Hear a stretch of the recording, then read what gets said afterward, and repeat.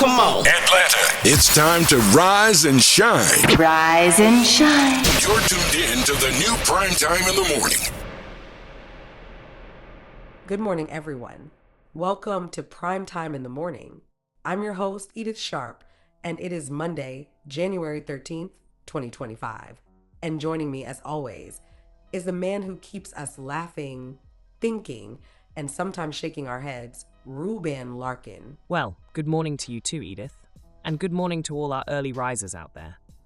Whether you're commuting, cozy at home, or sneaking in a few extra minutes before heading out the door, we are thrilled to be kicking off your day. That's right.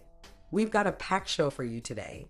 We're diving into the latest news, trending topics, and of course, some good OL banter to keep things lively. You know, Edith, I've been looking forward to this all weekend.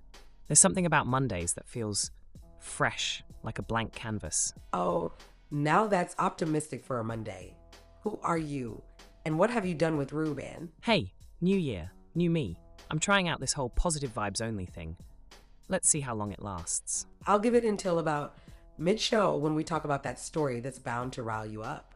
You know me too well. But hey, that's what makes this show fun, keeping things real. Always. And speaking of fun, we've got some exciting segments lined up today. So grab your coffee, tea, or whatever gets you going in the morning, and let's make this a great start to the week. You're listening to Primetime in the Morning. DJ Academics explains what's missing from Lil Baby's new album, Wham. DJ Academics went off on Lil Baby and his new album, Wham, during his latest live stream, labeling the project a bad release. Baby dropped the project as his fourth studio album on January 3rd, 2025. It features collaborations with Young Thug, Future, Glorilla, Rilo Rodriguez, Rod Wave, Travis Scott, and 21 Savage, but has been receiving mixed reviews from fans. K began by describing the project as garbage, explaining that it didn't sound good, didn't look good. He continued, "This Lil Baby album didn't sound sonically well. It didn't sound like he's back. It sounded like a man without a country, a man trying to make things happen. And I'll go into a qualitative review if you guys want me to, but it wasn't a good album." He added that the bar is high for Baby because he's previously received comparisons to Lil Wayne. Academics continue to suggest that the project is propped up by features and argue that it lacks originality, a cohesive message, and soul. He added that Baby needs to find himself to figure out what people want out of his music, and noted that Dumb and Dumber is a standout from the track list, but it's because of the appearances of Future and Young Thug. Despite the disappointing reviews for Baby's latest project, his 2020 album, My Turn, recently ranked as the highest rap album on Billboard's list of the top Billboard 200 albums of the 21st century. The list reflected chart success for albums released between January 1st, 2000 and December 28th, 2024. Check out DJ Academic's latest thoughts on Lil Baby's Wham below. Ack says this album was propped up by features and says Lil Baby needs to show the people that he can stand on his own and deliver great music. K credits Lil Baby's label for prioritizing him and not letting him flop by pushing this album to sell as much as it did. Speaking of what's going viral, female Young Thug lookalike goes viral as fans are hungry for more music. We are in no rush to demand new music from Young Thug, as getting out of prison is a process that everyone should engage with at their own pace. But a lot of fans are hungry for more, so much so that they are seeing him everywhere they go. Moreover, a woman recently went viral for bearing a striking resemblance to Thugger, which resulted in a lot of jokes and comments on the matter, plus more wishes for new material. It seems like he might be down for that soon, as Lil Baby recently claimed that he wants to join his In The Works collab project with Future. Then again, we won't know until an announcement or surprise drop, so we're just enjoying the wait and giving Young Thug grace during this time. Interestingly enough though, this is not the first time that a lookalike of his has gone viral, with a more notable instance occurring with one of his hip-hop peers. Sexy Red even called Thug her twin. Back in 2023, after fans started to bring up their physical resemblance a lot. Not much else is known about the woman at press time, and folks don't even know if she would agree with this assessment about Young Thug, or if she's a fan in the first place. Either way, fans are seeing him everywhere thanks to excitement about his musical return, and it seems like he and Lil Baby might be in a race to see who can drop a future collab album first. Super Slimy 2 rumors spread online thanks to some Instagram story posts from producers Wheezy, ATL Jacob, and Southside. Elsewhere, there's still a lot of controversy and debate over Young Thug's collaborative relationship with Gunna, which seemed to come to a divisive and dismissive end. Wunna's lawyer denied snitching allegations once more after a snippet of Thugger surfaced that dissed Rats, so people ran with a narrative. Like this woman who looks just like him. Fans just continue to find ways to speak on his situation and anticipate his next moves, but it's pretty hard to predict them right now. You guys want to know what Joe Budden did next.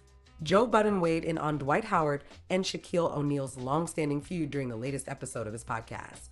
In doing so, he explained how Shaq's antics on social media and covering the NBA reminds him of 50 Cent. Budden began by suggesting that he feels the sports legends who never won a ring are usually the pundits who hate the younger generation. The people that won, you won't hear Peyton Manning say a bad word about nobody, even if it's the worst person on the football field. Same with Tom Brady, anybody, he argued. After noting that Shaq does unfairly hate on Howard, Budden added, "I be giving Shaq a pass when he do it. Like, I don't really take it for what it is because I just look at him like the 50 Cent of the athletes." From there, the group read a recent social media interaction between Shaq and Howard, in which the two continued throwing shots at one another. "The fact you think I care about you is funny, but I won't ever bring your name up again, sensitive big man. A jokester that can't take a joke. Won't ever say your name again, ever again. Have a great day, and now you have been deleted. Have a great day," Shaq wrote on X, formerly Twitter. Howard replied, "I know you care, 'cause yo insecure ass been hating and talking sh*t for 20 years. You too big to be this insecure. I hope you don't bring my name up again. 52 years old tweeting me, and still hating. Now all this time you was joking. You always been jealous. Jealous of Kobe, Penny, Dwayne. You jealous of Charles too. Go move around big lazy insecure ass. I still have that long 5-paragraph direct message you sent me a couple years ago telling me that I'm not that great to hate. And you still doing it. It's 2025, grow the hell up. And move on." Howard last played in the NBA during the 2021-22 season as a member of the Lakers. Afterward, he joined the Taoyuan Leopards of the T1 League in Taiwan for a year. Saucy Santana explodes on fan after being told he looks like Rick Ross's son. Saucy Santana has once again set the internet ablaze with his signature blend of humor and sass during a recent TikTok livestream. This time, chaos erupted when a viewer referred to him as Rick Ross's son, a comment that left both Santana and his followers in stitches. A clip of the rap star's reaction to the comment went viral. In the livestream, Santana was joined by 2 other users when one claimed to be reading comments and casually dropped the now infamous line, "That's Rick Ross's son." Santana wasted no time firing back, exclaiming, "What you mean, that's Rick Ross?" His quick-witted response only added fuel to the comedic fire as the livestream descended into pure pandemonium. As Santana continued to react, the user who made the comment revealed she was a trans woman and claimed, somewhat ironically, that she couldn't speak English, despite speaking fluently throughout the exchange. She added that she was from Mexican and had been in the US for only 3 years. The hilarity didn't stop there. Midway through the stream, Santana's friend Mitch casually entered the frame, greeting everyone with a smooth hi, followed by an equally casual hola. Mitch's effortless comedic timing sent viewers over the edge, further solidifying Santana's live streams as a must-watch. Fans immediately shared their reactions. One Instagram user, @tory.sky, wrote, "Santana is one of the funniest people on this planet. Cry laughing face emoji." Another user, Isaiah J, couldn't get over the comment, "I am from Mexican is taking me out." Other fans praised the sheer absurdity of the exchange. User @JazzyGotClass commented, "One thing foreigners gon' do in the heat of the moment is swear they don't speak English." With his unapologetic wit and magnetic energy, Santana continues to prove why he's one of the most entertaining personalities online today. It's now time to talk about the primetime sport highlight of the show. Patriots hire Mike Vrabel as 16th head coach in franchise history. Mike Vrabel has returned to the New England Patriots, who hired the former longtime player to become their new head coach. The Patriots did not disclose terms, but sources told ESPN's Adam Schefter that Vrabel and New England agreed to a multi-year contract. The team confirmed the hiring Sunday morning, announcing Vrabel as the 16th head coach in franchise history. Vrabel played linebacker for the Patriots from 2001 to 2008 and was an integral member of 3 Super Bowl championship teams. He served as Tennessee Titans coach from 2018 to 2023, posting a 54-45 regular season record and 2-3 mark in the playoffs, which included a trip to the AFC Championship game in 2019. Vrabel, the Associated Press NFL Coach of the Year in 2021, replaces Jared Mayo, who was fired January 5th after posting a 4-13 record in his one season as Patriots coach. The Patriots also interviewed Detroit Lions offensive coordinator Ben Johnson, former Tampa Bay Buccaneers offensive coordinator Byron Leftwich, and former Houston Texans offensive coordinator Pep Hamilton for the opening.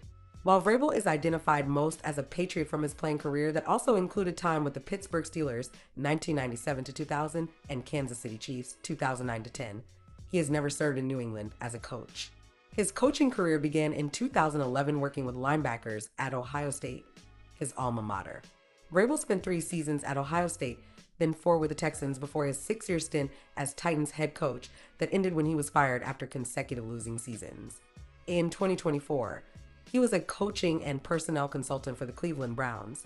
Vrabel, 49, was inducted into the Patriots Hall of Fame in 2023 and shared his affinity for the franchise and owner Robert Kraft that day, saying, "This is a special place with great leadership, great fans, great direction, and great coaching. It's not like this everywhere."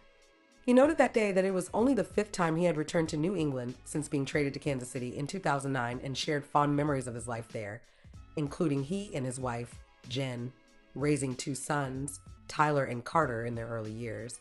As a player in New England, Vrabel was credited by coach Bill Belichick for his fundamentals, commitment to team success, toughness, leadership, situational awareness, and intelligence, among other things. Vrabel's Titans teams mostly reflected that with his command of game management, which include many things learned from Belichick, among the areas that impressed Kraft, according to a team source. One example came in the Titans' 20-13 road playoff win over the Patriots on January 4th, 2020, when Vrabel took advantage of a loophole in the rulebook that allowed him to burn 149 off the clock in the 4th quarter without running a play, helping keep quarterback Tom Brady off the field. In his Patriots Hall of Fame speech in 2023, Vrabel said what he experienced in the locker room as a player in New England remains the standard of what he hopes to achieve as a coach. "We held each other accountable because there was trust, there was an understanding, a respect that you could say things that needed to be said to each other," he said. "Every day, that's what I'm trying to recreate wherever I coach. I don't know if we'll get it, but every day I'm going to try because nothing was more important than the team." NBA All-Star Game. LeBron, Steph, KD, among 24 projected picks. Much has changed since we last checked in on potential rosters for the 2025 NBA All-Star Game in San Francisco, a little more than a month ago. Unfortunately, injuries have taken some stars who should be in action at the Chase Center out of the mix. Not counting the delayed start to the 2020-21 season, over the past 6 years, no player has been chosen an All-Star with fewer than 29 games played through the month of January. And that one exception, New Orleans Pelicans forward Zion Williamson in 2023, was voted a starter.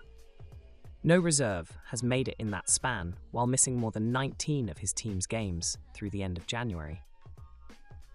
That history surely rules out Orlando Magic forward Franz Wagner, who was a likely first-time All-Star before an oblique strain sidelined him with 25 games played. The tougher question is Dallas Mavericks star Luka Doncic, an All-Star every year since his rookie campaign. Doncic is currently at 22 games and isn't expected to be re-evaluated for a calf injury until the end of the month. If Doncic isn't voted a starter, he was 3rd among Western Conference backcourt players in Thursday's most recent returns. He's probably not going to be chosen as a reserve, creating an opening on the roster. Lastly, fan voting returns from Thursday suggest that LaMelo Ball of the Charlotte Hornets has a strong chance to be voted as a starter. He leads all East backcourt players in fan voting. Given Ball's time missed to injury, 11 games so far, and Charlotte's lowly 8-27 record, his safest path to the All-Star game is as a starter. Though the rosters for the 3 teams participating in an all-star mini-tournament will be drafted by the hosts of TNT's Inside the NBA, we break things down in accordance with how the player pool is chosen. 2 backcourt starters and 3 in the frontcourt by conference, with the same number of reserves and 2 wildcard selections regardless of position, while noting which players might be missing out. Let's get to my predictions for all 24 spots, featuring superstar locks, a few first-timers, and plenty of competition for the final wildcards. An all-star each of the past 5 seasons, Mitchell seems certain to start as the Cavaliers have raced to the NBA's best record, 32-4. Mitchell is second in fan voting and will surely be among the top media picks. Ball's case is more interesting. His chances will depend on whether he gets any media votes and how many total guards get votes. The NBA treats all players who don't get media votes as finishing tied for the next spot after the players who do get them. If, for example, the media votes go exclusively to Mitchell and Jalen Brunson, that would put Ball third. In that scenario, assuming current fan voting holds, Ball would need to finish 5 spots below Brunson in player voting to get pushed out of the starting lineup. By contrast, if a handful of different guards get votes from the media and Ball does not, it becomes more reasonable for Brunson to leap him thanks to media voting. For Brunson, a lock to make the team as a reserve, this difference is academic. In Ball's case, it represents easily his best chance of being an all-star for the second time. With the most fan votes of any player thus far, Antetokounmpo is well on his way to being a team captain for the 4th time in his career. Tatum also should sail to a starting spot, the 3rd consecutive year he'll be voted a starter. Whether Brunson or Towns is having the better season for New York is an interesting debate, but given the relative strength of the East's backcourt and frontcourt pools, Towns is the far more likely starter.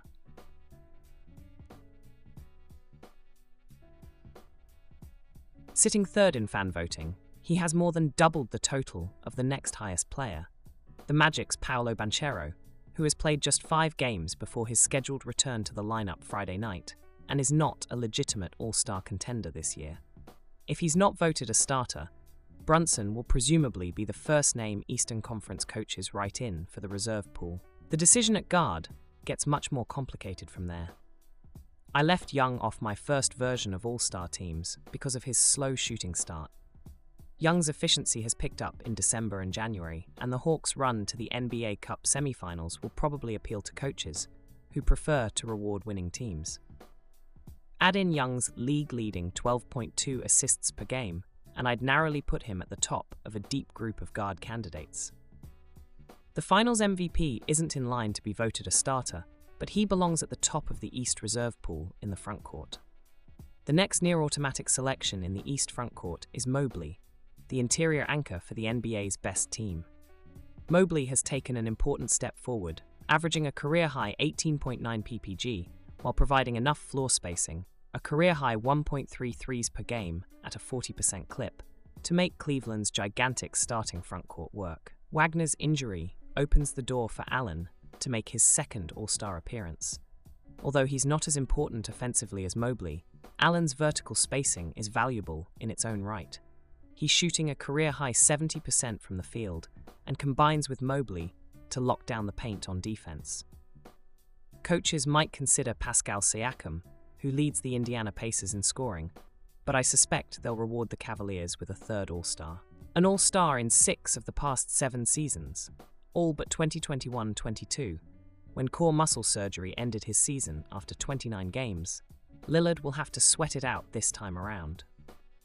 Ultimately, I think Lillard's track record and the Bucks' NBA Cup title run will see him through. He's having a better offensive season than 2023-24, and Milwaukee is still ahead of most of the other contenders for this spot in the standings. There are at least 5 other East guards who can make a credible case for the last spot on the roster. Garland has arguably been more valuable than Allen in Cleveland's start. Derek White is averaging a career-high 17.1 ppg, with his typical outstanding advanced stats. Both Tyrese Halliburton and Tyrese Maxey were on the roster a year ago, and Tyler Herro is averaging 23.6 ppg, with better efficiency than anyone in this group but Garland. I think Halliburton has the most underrated case. A starter a year ago, he's still being compared to his red-hot first half of 2023-24 and coming up short. Yet Halliburton has a couple of statistical factors in his favour. His best strength, avoiding turnovers, tends to be invisible in the box score. He's averaging 2.5 fewer than Cunningham, for example. Additionally, Halliburton has played more minutes than anyone not on the Knicks, explaining why he's at or near the top of this group in value metrics. If Indiana can climb ahead of Milwaukee by the time the coaches vote, it might bolster Halliburton's chances. Still, I'm giving the last spot to Cunningham, the face of the Pistons' rise into the East's top 9 after finishing with the NBA's worst record last season. Cunningham leads this group in assists per game, 9.3, third in the league, and has improved dramatically as a three-point shooter. Whether Cunningham makes it this season or not, there are surely all-star appearances in his future.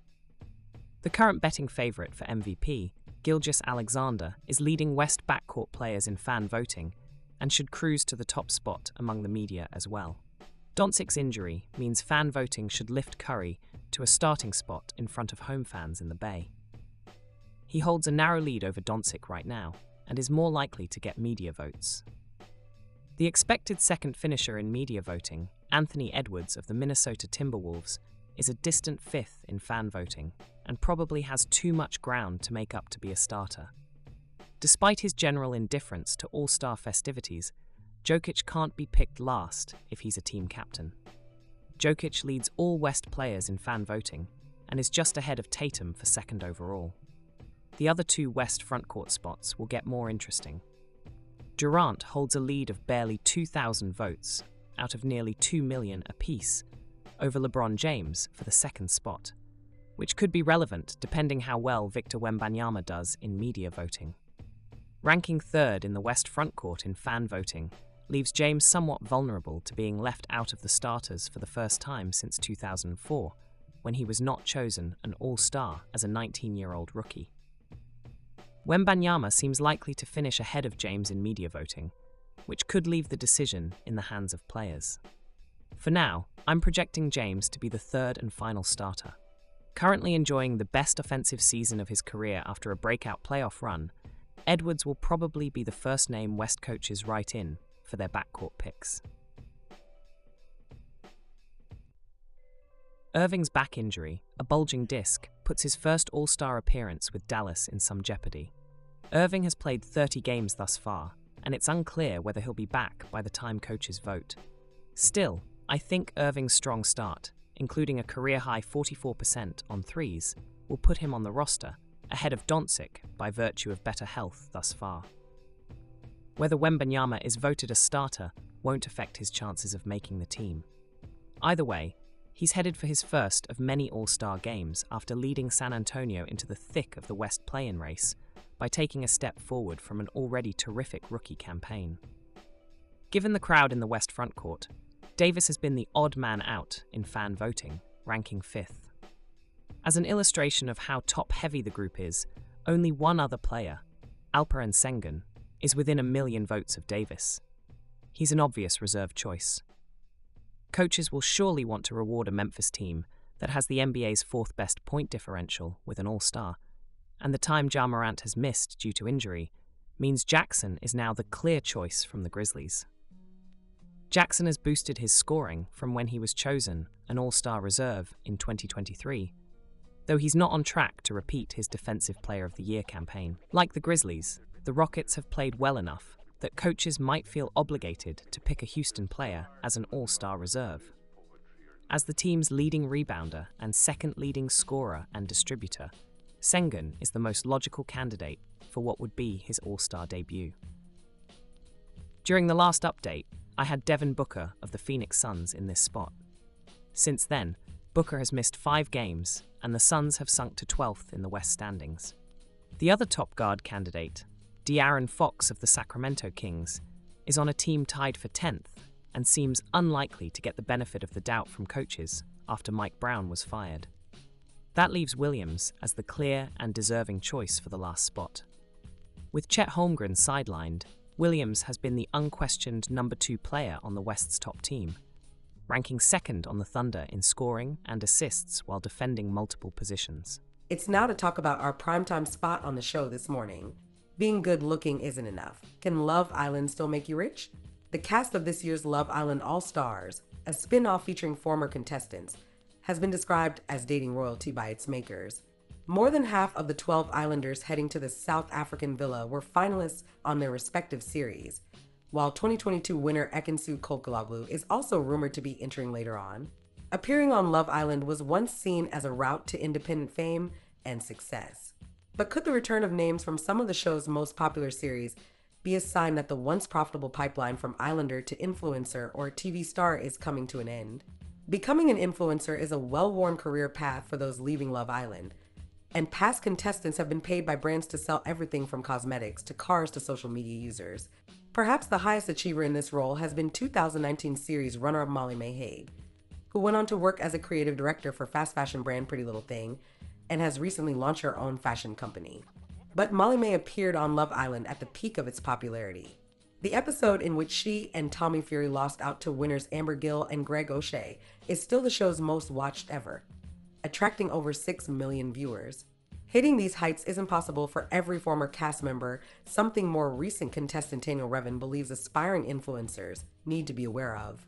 One thing about this industry that people have to remember is that if you don't maintain it 24/7, which is very hard because it is a bit of a fake lifestyle, you can easily be forgotten, she tells the BBC. I think a lot of influencers go back on All Stars because they need to keep up and have that boost, she adds. Daniel, 28, appeared on a winter series of the show in 2023, when interest was still high. Its final was watched by over 1 million people, but not at the levels Molly May experienced in 2019.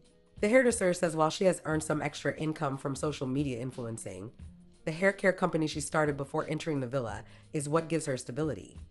I am a businesswoman who has got my own salon, Daniel adds. A lot has changed since Love Island first aired in its current form in 2015. More than 300 people have now appeared on the UK edition of the show. Being an ex-Islander is no longer an exclusive club. For a while, finalists enjoyed rumored six-figure brand deals with fast fashion companies and sponsored Instagram posts that could earn them thousands. But according to social media expert and co-founder of Sloan House Marketing, Briley Flack, the appetite for this type of content no longer exists. The way we digest content is completely different to how we did even 5 years ago, she says. There are so many adverts, not even just influencer ads, but when you are scrolling, even through your friends' Instagram stories, you're hit with them. It's very saturated, she says. Briley says big brand partnerships used to be the best way to make money, but appealing to the masses is no longer the best strategy for influencers, thanks to newer platforms like TikTok, which use a different algorithm to choose content for users. She says there is a new type of content creator in 2025, the micro-influencer, who may not have loads of followers, but has a really engaged and specific audience. These creators really hone in on their audience and know them, she adds. For example, moms with young families or girls that love to go out every weekend, they're completely different people, so trying to market to them both won't work. Billy Brown, who appeared on Series 8 of Love Island in 2022, says many of the people he was on the show saw it as an easy route to becoming an influencer. I know a lot of people who came out, quit their job, and thought that's it now, but it's not. You can earn a lot of money from that show, but if you don't do well, it's not the case, says the 25-year-old, who entered the main villa after impressing fellow contestant Tasha Guri in second Villa Casa Amor. Billy, who owns businesses in construction and property development, says that days after leaving the show, he was getting up at 4:30 in the morning for work and then going to a movie premiere at night. I didn't let it get to my head. I think I was one of the only people who could say, look, it's not all glitz and glam, he adds. Billy has maintained a social media presence in the years since, featuring content on his construction work alongside more lifestyle and sports-focused material. He says he still earns some money from influencing, but thinks that's due to his personality, rather than his follower count, a relatively modest 115,000. In contrast, Molly May has over 8 million. People who go on the show need to focus on what they like, instead of just being known for being on Love Island. You have to have something about you. Just being good looking is not going to get you much, he adds. Love Island's cultural relevance has become a topic of conversation in recent years due to falling viewing figures. At the show's peak in 2019, it achieved an average of nearly 6 million viewers, with more recent series in 2023 and 2024 attracting around 1 to 2 million. With the reality TV dating genre's recent boost from Netflix shows such as Love is Blind, The Ultimatum, and Too Hot to Handle, audiences now have more options than ever at their disposal. Jake Lee, who runs Alpha Talent Group, represents stars from across sport, entertainment, and social media. He manages boxer Tommy Fury and sports presenter Matt Griffiths, known as Michael on Love Island, who both appeared on the aforementioned 2019 series of the show. People would come off a show and do adverts for every single company because these companies would want to take advantage of the quick exposure they could get, he tells the BBC. But 4 or 5 months down the line, you'd be harming your own career because you'd used your platform the wrong way and there'd be no credibility there, he adds.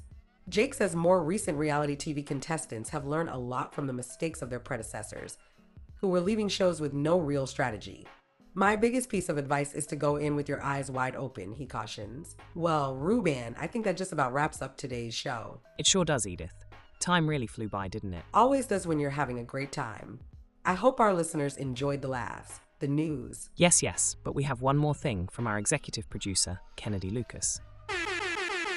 Yes, ladies and gentlemen, boys and girls. Yep. Yes, sir.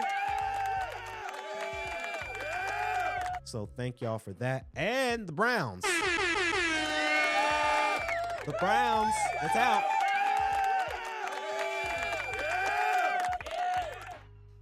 First episode is out right now on any major audio platforms, YouTube, Facebook Watch, LinkedIn, and all of it's out on the audio platforms as well.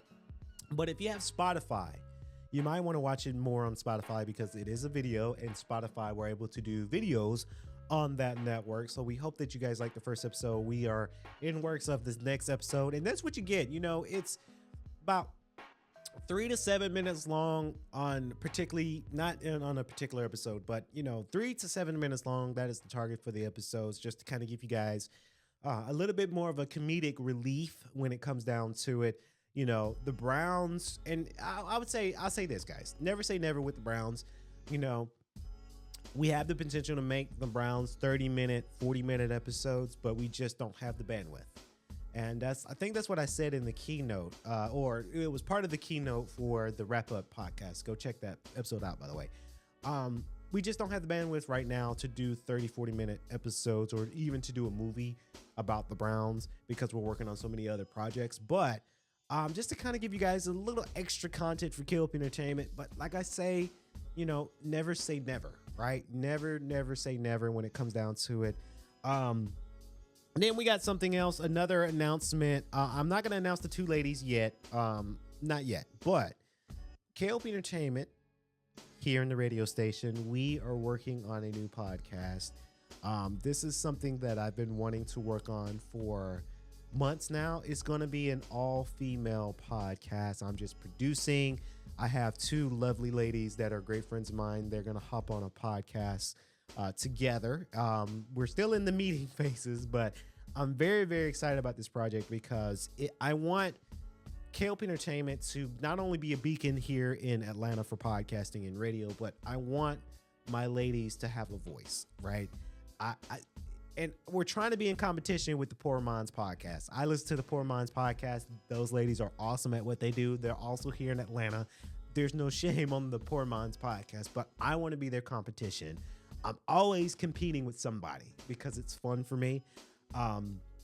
So these two lovely ladies, I see their stories a lot, and they post a lot of things that they're going through, whether it's relationships or it's life or it's job or it's college related or it's just personal life related, So I reached out to them and I said, hey, your voice needs to be heard. Your voice needs to have a outlet for you to express yourself, and K.L.P Entertainment can give that to you.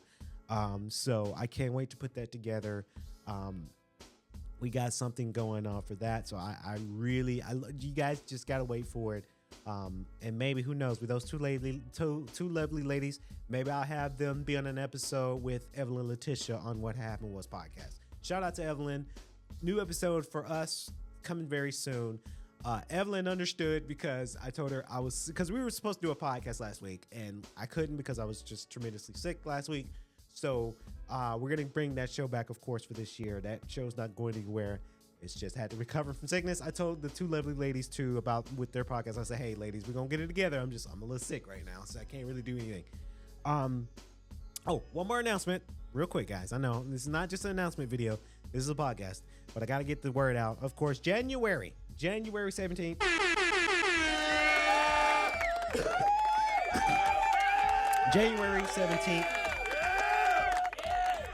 January 17th and February 14th. DJ Kennedy Lucas is back. Hallelujah. January 17th, kicking it old school. You guys tune in only on Mixcloud, by the way. I started to DJ, there's no secret, and kicking it old school is very, very exciting because I'm starting to DJ and I'm going to be playing some old school hits on January 17th. It's going to be about an hour long, maybe about 15 minutes long. Show there, only on Mixcloud. You got to go to mixcloud.com or the app, type in DJ Kennedy Lucas. We got over 300 followers, by the way. Shout out to y'all. I love y'all for that. So we're kicking it old school January 17th. And then on February 14th, we have Lovers and Friends. That is my Valentine's Day mix set that we're doing. So we're doing Kicking It Old School, playing old school hits set on January 17th. Lovers and Friends Valentine's set on Valentine's Day, the 14th. I cannot wait for both of them. I think I look forward. I love old school, but I look forward more to the Lovers and Friends in February because I'm big in R&B. It's gonna be R&B kind of heavy because it's Lovers and Friends. It's Valentine's Day. But look forward for that as well, y'all. All right, folks. Thanks for hanging out with us this morning. Be safe, be kind, and we'll see you bright and early tomorrow. Until then, take care, and remember, it's always a prime time for a little joy in your morning. Bye, everyone. Come on, Atlanta. It's time to rise and shine. Rise and shine. You're tuned in to the new Primetime in the Morning.